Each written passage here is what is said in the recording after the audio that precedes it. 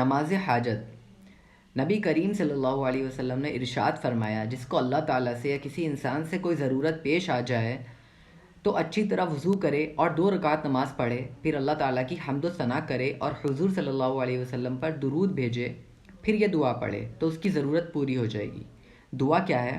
لا الہ الا اللہ الحلیم الکریم، سبحان اللہ رب العرش العظیم، الحمد للہ رب العالمین، اسألک موجبات رحمتک وعزائم مغفرتک والغنیمۃ من کل بر والسلامۃ من کل اثم، لا تدع لی ذنبا الا غفرتہ ولا ہما الا فرجتہ ولا حاجتا ہی لک رضا الا قضیتہا یا ارحم الراحمین۔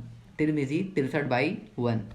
اگر کسی کو کوئی ضرورت پیش آتی ہے تو سب سے پہلے تدبیر میں لگ جاتا ہے، نیتاؤں اور حاکموں کی خوشامد کرتا ہے، ادھر بھاگتا ہے ادھر بھاگتا ہے، رشوت دیتا ہے، نہ جانے کیا کیا کرتا ہے۔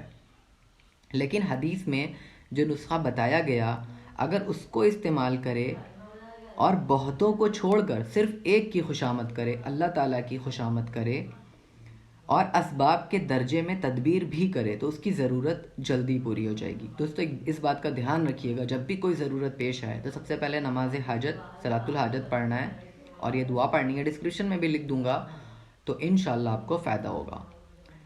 جزاک اللہ خیرہ، تھینکس فار واچنگ۔